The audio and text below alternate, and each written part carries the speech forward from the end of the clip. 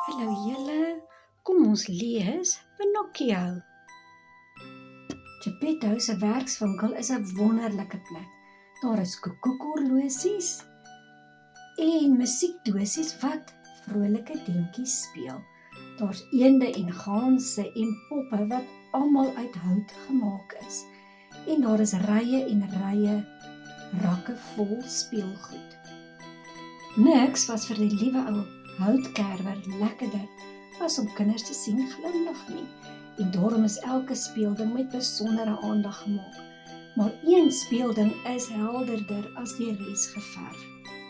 'n seentjiepop wat uit hout gemaak is. Die ouetjie het op die werkswinkeltafel gesit, want hy moes nog hier en daar afgewerk word. Geppetto staan voor die pop en verf baie versigtig 'n wenkbrau en 'n mond. Sy kat Figaro en sy goudvis Cleo kyk wat hy doen. "So ja," sê Geppetto, "ek het net die naam vir jou, Pinocchio. Hoe klink dit vir jou, Figaro?" Figaro skud sy wollerige kop. "Nee, ag nou ja, jy sal mettertyd daarvan hou," sê Geppetto. "Ek gaan hom Pinocchio noem." Later die aand sit Geppetto alles vir die nag weg en klim in die bed. Voor hy aan die slaap raak, kyk hy by sy venster uit na die helder sterlig nag. "O, Figaro, kyk," roep hy, "die wensster." Geppetto wens 'n wens, dis 'n baie groot wens. Ster so blink, ster wat wink, die mooiste ster is daar. Ek wens 'n wens, 'n hartewens en wens my wens word waar. "Figaro," sê hy vir sy kat, "weet jy wat ek gewens het? Ek het gewens dat my klein Pinocchio 'n regte seentjie moet word." En met die woorde vou hy die komberse om hom toe. Terwyl die dorpie slaap, val 'n baie helder ligblou lig Geppetto se hele werkswinkel. Die pragtige lig skitter en verander in die blou vee. "Goeie ou Geppetto," sê die vee vir die slapende man, "jy het al soveel ander gelukkig gemaak. Jy verdien dat jou wens waar word." Die blou vee gly oor die werkswinkels tot by Pinocchio. Sy lig haar goue staf en swaai dit deur die lug. "Klein dennehout seentjie met oogies so blou, ek skenk die gawe van lewe aan jou," kondig sy saggies aan. Terwyl Jim in die kriek so staan en kyk, gaan Pinocchio se oogies oop. Hy beweeg een arm toe die ander een. Toe maak hy sy mond oop. "Ek kan beweeg," sê hy verwonderd, "ek kan praat." "O, Pinocchio," sê die blou vee, "ek het vanaand die gawe van lewe aan jou geskenk, want Geppetto het vir 'n regte seentjie gewens." "Is ek 'n regte seentjie?" vra Pinocchio. "Nee, Pinocchio," antwoord die vee, "eendag sal jy miskien wel een wees, maar eers moet jy bewys dat jy dapper, eerlik en onselfsugtig is. Jy moet leer om tussen reg en verkeerd te kies." "Maar hoe sal ek die verskil weet?" vra Pinocchio. "Laat jou gewete jou lei," antwoord die vee. "Wat is gewete?" vra Pinocchio.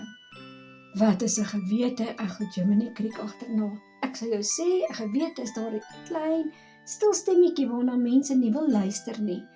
Dis wat deesdae fout is met die wêreld," sê Jiminy terwyl hy sy sambreel rondswaai. "Meneer Kriek," sê die vee, "sal jy daarvan hou om Pinocchio se gewete te wees?"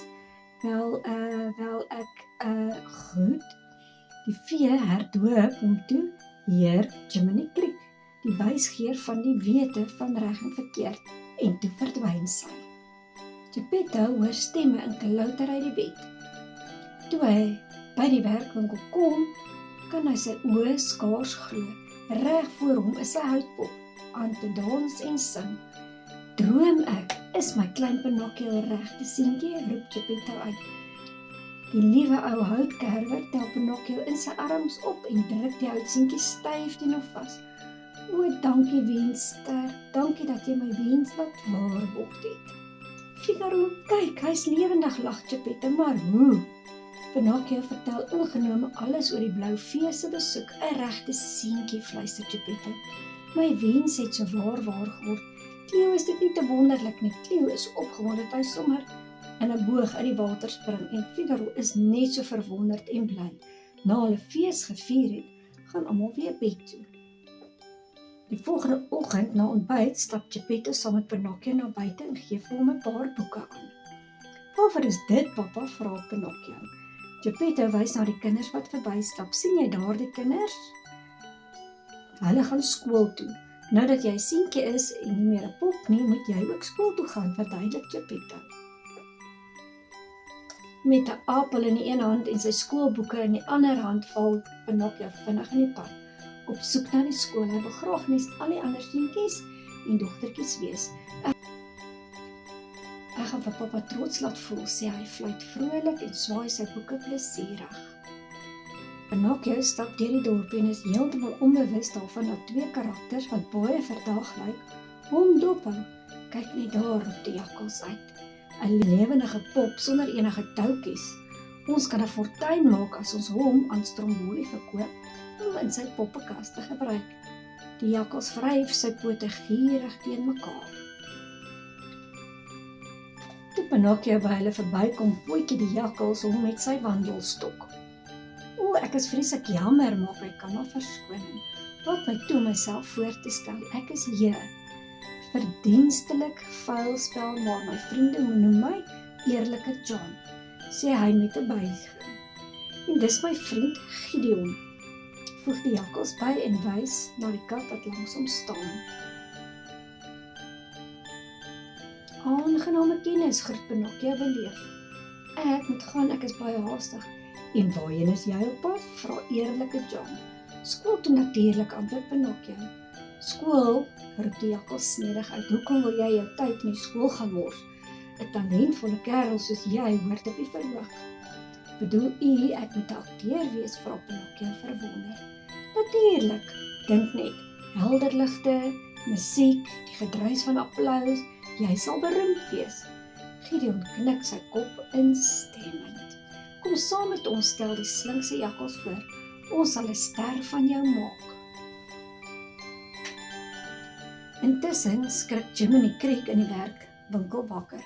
"Gits," sê hy, wikkel vinnig sy jas aan en sit sy hoed op. "Watter soort gewete is ek nou eintlik?" Laat op die eerste dag, hy stoot sy das reg, knip sy onderbaadjie vas en laat Spander by die deur uit. "Ag, nou ja," dink hy, terwyl hy agter Pinocchio aanhardloop. "Tussen hier en die skool kan jy ook nie juis in veel moeilikheid kom nie." En net toe sien Jiminy hoe Eerlike John en Gideon vir Pinocchio in die straat aflei, in die verkeerde rigting. "Haai," roep Jiminy. "Wag 'n bietjie," maar Pinocchio hoor hom nie. Jiminy skree 'n bietjie harder. "Haai, Pinocchio, waar gaan jy heen?" "O, hallo Jiminy," roep Pinocchio. "Ek gaan 'n akteur word." "Wat?" skree Jiminy. "Wag nou net 'n bietjie, ou seun, jy kan nie by die teater aansluit nie, wat ek jou sê wat jy doen," verduidelik hy. "Jy sê baie dankie vir die geleentheid, maar jy is jammer jy moet skool toe gaan." "Goed," antwoord Pinocchio.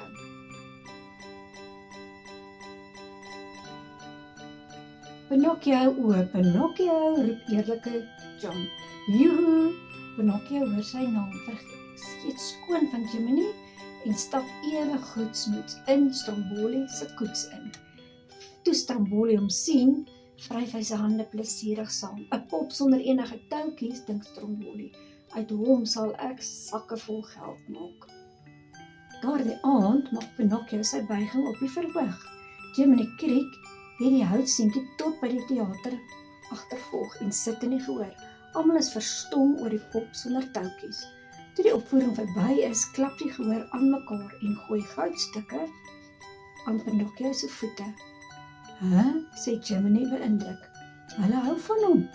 Applaus hou aan terwyl Stromboli by Pinocchio op die verhoog kom staan. Pinocchio geniet al die aandag terdee. Hy is heeltemal teaterbehept. Intussen bekommer Geppetto hom vreeslik. Toe dit donker begin word, gaan hy saam met Figaro uit om hy verlore Pinocchio te soek. Wat kan tog met hom gebeur het, vra Geppetto, terwyl hy die lantern heen en weer swaai. Waar kan hy die tyd van die aand wees? Pinocchio, roep Geppetto en roep tot sy stem jees raak. Pinocchio, Maar toe die son opkom, is Pinocchio nog steeds soek. En in die moeilikheid, Stromboli het hom in 'n hok toegesluit en gedreig om hom as veermaakhout te gebruik, as Pinocchio nie maak soos hy sê nie. Gedurende die nag het Jiminy by die kamer ingesluit. Pinocchio, fluister hy, verbaas om sy maatjie in 'n hok te kry. Wat gaan hier aan? Pinocchio verduidelik huilend. Moenie jou bekommer, my seunie, sê Jiminy en hop tot by Pinocchio se gesig. Voor jy mes kan sê, gaan ek jou hier uit hê. Jiminy spook en spartel, maar hy kan nie die slot oopkry nie. Hy het net moedeloos geraak toe 'n verblindende blou lig skielik deur die hele kamer trek. Die blou vee, fluister Jiminy. Pinocchio, hoekom is jy nie skool toe nie, vra sy? Skool wel, Pinocchio dink vinnig, ek was op pad skool toe, maar toe ontmoet ek iemand. Ontmoet iemand, vra die vee? Ja, 2 huislike monsters en hulle het my in 'n sak geprop en dit toegebind. Pinocchio vertel natuurlik nie die waarheid nie en met elke leuen groei sy neus 'n ent, totdat dit naderhand dwars deur die tralies van die hok steek.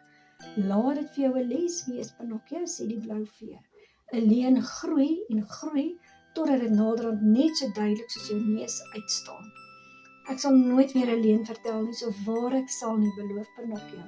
Hy is so verskrik dat hy sommer begin bewe. Jiminy Crick maak keel skoon, asseblief u hoogheid, ek bedoel juffrou vee, gee hom asseblief nog 'n kans, smeek hy. Omdat Pinocchio opreg jammer is, swaai die blou vee haar toorstaf en die hok spring oop. Die keer sal ek jou vergewe, maar onthou, 'n klein seentjie wat so stout is niks beter as een wat van hout is. Goed, ek sal soet wees, beloof Pinocchio. Nou maar goed, sê die vee en verdwyn. Jiminy en Pinocchio klouter uit die hok. Kom ou seunie, sê Jiminy, kom ons maak spore. Nie ver daarvandaan nie, sit eerlike John en Gideon saam met die koetsier in 'n kroeg. Die 3 skobbejakke is net besig om die laaste besonderhede van hulle transaksie te beklink. Die koetsier is 'n gemeene man. Hy lok stout seentjies na Plesiereiland en daar verander hy hulle in donkies. As hulle eers daar kom, kan die seuns nooit weer ontsnap nie. Eerlike John en Gideon stem in om die koetsier te help om nog seuns op te spoor. Nadat hulle sakke vol goue munte gestop het, begin eerlike John en Gideon seentjies soek. Hulle is skaars buite of hulle sien vir Pinocchio raak.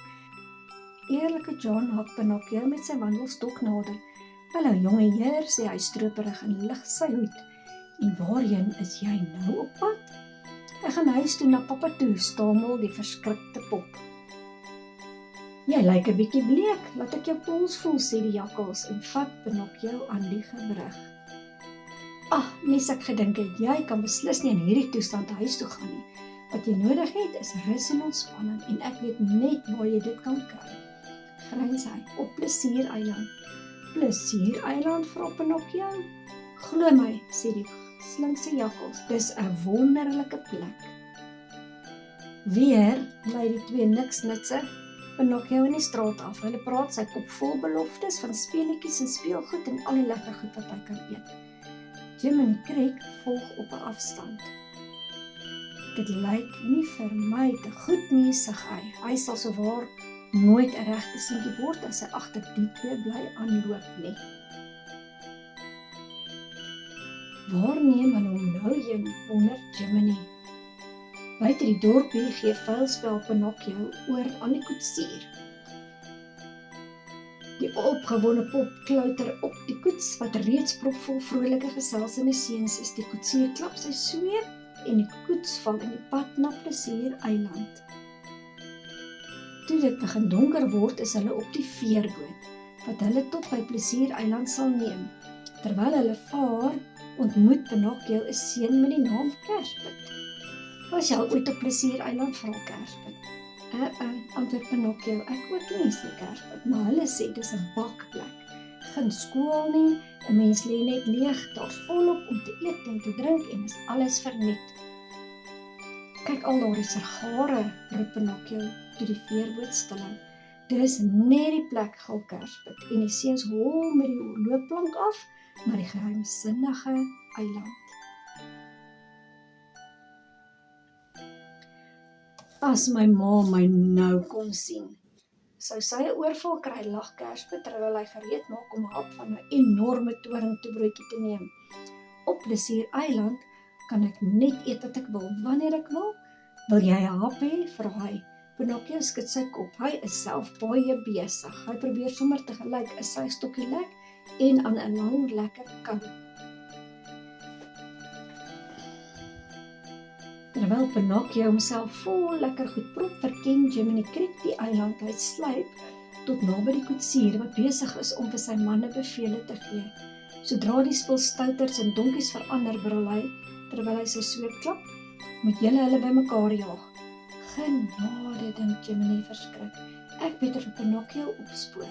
Jiminy druk sy hoed vas en slaan voet in die wind om sy ma te gaan waarsku. Hy kry Pinocchio en Kerspit in die biljartkamer. Hy vertel hom wat hy gehoor het, maar die twee seuns lag hom uit. Luister, jy tog nie na 'n springkaan nie, giggel Kerspit. Nou goed dan, raas 'n verontwaardigde Jiminy. Maak soos julle lus kry, lag maar, en net nou is julle donkies. Dit traak my min, die Crick draai vies om en stap weg. Die twee seuns giggel aanhoudend terwyl Kerspit aanhou spot. 'n Mens sou sweer iets vreesliks gaan gebeur, lag hy. Sy woorde is skaars koud of 'n paar donkie ore begin uit die kante van sy kop groei. Pinocchio staar met afgrysing na hom en sien hoe Kerspit ook 'n stert en sy voete in hoewe verander. Kerspit lag steeds want hy kom niks agter nie. Maar eensklaps verander Kerspit se lag in 'n hiho. Hoe het ek daardie geluid gemaak? Balk hy. Kerspit voel geskok oor sy ken en sy gesig en vat die langharige ore raak. Roep hy, want hy het so waar in 'n donkie verander. Hy galop paniekerig in die biljartkamer rond. Dan sien Pinocchio dat hy ook donkie ore en 'n stert gekry het. Jiminy, help, skree hy verskrik. Jiminy Crick storm by die kamer in en gaan geskok staan. Gou, ons moet hier wegkom, skree hy. Pinocchio en Jiminy Crick hardloop vir die vale. Die eiland is nou verlate en sover hulle gaan, spring hulle oor hope speelgoed en lekkers wat rondlê. Hulle hardloop so al wat hulle kan. Vinniger, Pinocchio, ons moet voor dagbreek van hierdie eiland afwees, skree Jiminy. By die kus van die eiland gekom is die twee op 'n kraans wat oor die see uitkyk. Jy moet spring, skree Jiminy. Pinocchio duik en Jiminy wat sy sambreel vir 'n valskerm gebruik, spring agterna. Omdat Pinocchio van hout gemaak is, dryf hy dadelik na die oppervlak van die water en bly daar. Die Crick spring op sy reg en die seestroom dra hulle gelukkig in die rigting van die vasteland. Die bedremmelde ouetjies spoel teen sonop op die strand uit. Genade, maar ek het 'n gemor van als gemaak, kerm Pinocchio. Nou sal ek nooit 'n regte seentjie word nie. Jiminy sien 'n bottel wat naby hulle dryf. Pinocchio, roep hy. Gryp daai bottel, daar is 'n boodskap in. Pinocchio rek om die bottel by te kom en gee dit vir Jiminy wat die boodskap lees. Dit sê Geppetto was op pad Plesier Eiland toe, maar toe sluk Monstro die walvis sy boot in. Geppetto is lewendig, maar in die walvis se maag. Ek moet pappa van die nare walvis red, sê Pinocchio en hardloop water toe. Wag, skree Jiminy. Jy kan nie onder water gaan nie, jy is van hout en sal bly dryf. Nie as ek die gewig gebruik nie, antwoord Pinocchio terwyl hy 'n groot klip aan sy stert vasmaak. Toe spring hy in die water. Op die bodem van die see begin Jiminy en Pinocchio na Monstro en Geppetto soek. Skielik swem hulle in die skaduwee van 'n enorme ding wat oor die seebodem hang. Pinocchio en Jiminy kyk op. Hulle is dood verskrik toe hulle Monstro bo hulle sien. Maar Pinocchio maak die klip los en dryf op na die walvis. Juist op daardie oomblik maak Monstro sy yslike kake oop om 'n hap middagete te neem. Hy sluk 'n hele skol visse in en die arme spartelende Pinocchio. Jiminy bots teen die walvis se tande en skree: "Maak oop, spekbek, ek moet ook inkom." Pinocchio swem al met die vis se keel af tot in die spelonkagtige maag. Daar gekom sien hy vir Geppetto en Figaro, wat op die rand van hulle boot sit en vis vang. Toe Geppetto sy net optrek, is hy vir 'n oomblik stom van verbasing. "Pinocchio," roep die houtkerwer. "My seun," Geppetto druk die houtseentjie styf teen hom vas. "Pappa," sug Pinocchio, "ek het gekom om pappa te red." "Ag my seun, nee, ek is bevrees, dis 'n hopelose saak." "Ons moet hier uitkom," sê Pinocchio. "Maar hoe?" "Pinocchio," vra Geppetto skielik, "wat het met jou ore gebeur?" "Ek sal later verduidelik," antwoord Pinocchio. "Nou is daar nie tyd nie." Pinocchio begin dadelik meubelstukke slaan. Hy het 'n plan gekry. "Kom ons maak 'n vuur wat baie rook maak. Dit sal Monstro pla en hy sal ons uitnies." Ook nie lank nie of Monstro begin iets warm in sy maag voel. Hy skommel en draai woes in die water en gooi sy enorme lyf deur die branders. Binne-in spring sy gevangenes vinnig op 'n vlot en roei in die rigting van die vis se keel. "Maak gou, pappa," skree Pinocchio. "Ons sal nooit verby daardie tande kom nie," sug Geppetto. "Ons sal," Pinocchio is vol vertroue. In die walvis se bek gekom, versper die yslike tande hulle pad. Maar net toe gee die walvis 'n vreeslike nies en blaas die vlot ver oor die see uit. Jiminy Crick sien die vlot kom en spring op. "Hou vas," skree Pinocchio, "hier gaan ons." Al is hulle vry, is hulle lank nog nie uit die moeilikheid nie. Monstro is woedend. Hy sien die vlot voor hom en duik onder die water in. Vir 'n oomblik lyk dit asof hy verdwyn, maar toe flap sy yslike stert op onder die vlot. Die vlot trek hoog in die lug en spat uitmekaar. Geppetto begin sink, maar Pinocchio gryp hom en dra hom op sy rug. "Swem jy strand toe," sug die ou man terwyl hy na sy asem snak. "Red jouself." Uiteindelik word hulle op die strand uitgespoel. Geppetto kyk rond om te sien of daar enigiemand is. Verskrik sien hy dat Pinocchio gesig na onder in die water lê. "Dapper klein seentjie," roep Geppetto uit en lig die stil lyfie in sy arms op. Die hartseer groepie strompel terug na die dorpie. Geppetto sit Pinocchio saggies op sy bed neer en kniel langs hom. "Klein Geppetto, jy het jou lewe gewaag om my te red," sê die ou man droog en laat sy kop huilend sak. Skielik is die kamer deurtrek met 'n skitterende blou lig. Die blou vee verskyn, sy swaai haar towerstaf oor Pinocchio. "Vandag het jy bewys dat jy dapper, eerlik en onselfsugtig is," sê sy.